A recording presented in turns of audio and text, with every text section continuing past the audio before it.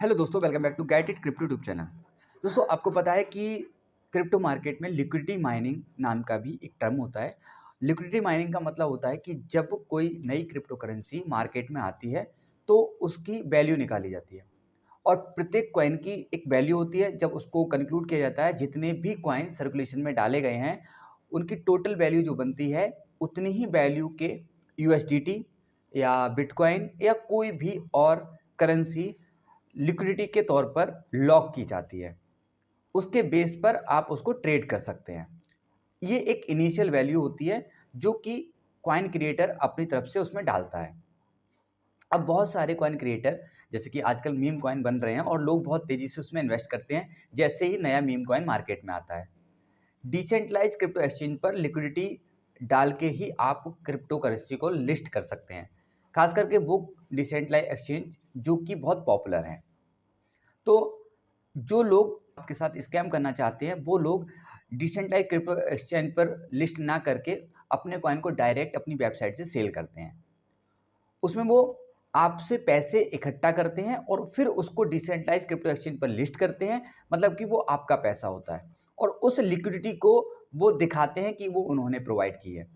और जब उस कॉइन की ट्रेडिंग होने लगती है, बहुत ज़्यादा लोग उसमें इन्वेस्ट करने लगते हैं, फिर वो सारा पैसा ले करके निकल जाते हैं और आपके साथ फ्रॉड हो जाता है। अब इस लिक्विडिटी को आप कैसे ट्रैक कर पाएंगे कि ये आपके साथ फेक हो रहा है या रियल है? इसके लिए आपको कुछ चेकलिस्ट बनानी है जब भी आप कई किसी नए क्रिप्टो करेंसी में इन्वेस्ट कर रहे हैं। सबसे पहली चीज़ आपको ये देखनी है कि जिस क्रिप्टो में आप इन्वेस्ट कर रहे हैं उसका क्रिएटर कौन है। बहुत सारे मीम कॉइन्स ऐसे बनाए जाते हैं जो कि गुमनाम होकर के बनाए गए हैं। तो हो सकता है कि उसका कोई ओनर ना हो या उसके ओनर का नाम आपको ना पता हो। इस केस में आप दूसरे चेकलिस्ट पर जाएंगे जिसमें आप देखेंगे कि उस कॉइन का कोई यूजेबिलिटी है या फिर ऐसे ही एक मीम कॉइन बना दिया गया है।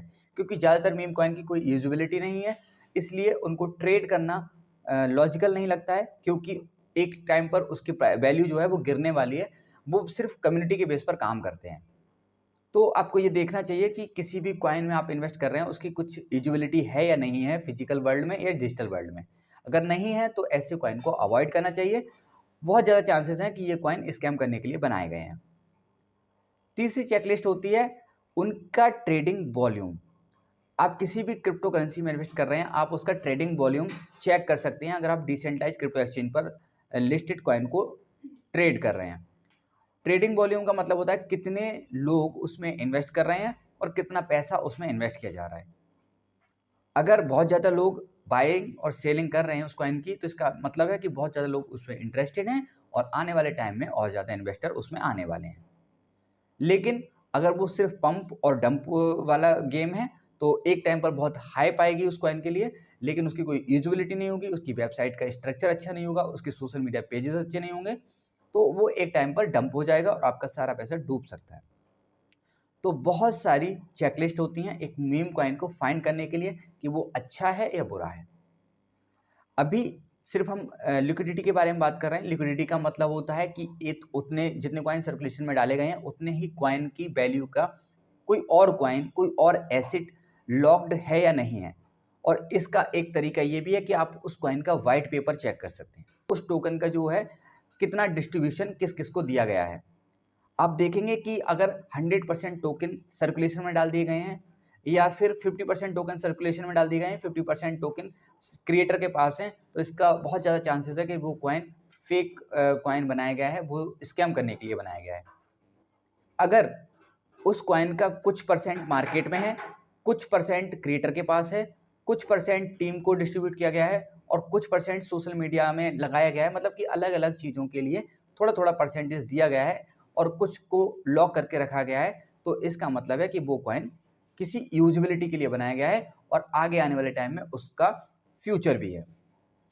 जैसे बहुत सारे मीम कॉइन कम्युनिटी को ग्रो करने के लिए बनाए जाते हैं, उनका स्टार्टिंग में कोई यूज केस नहीं होता है, बाद में यूज केस बन जाता है, जैसे कि डॉज कॉइन और शिबा इनू कॉइन।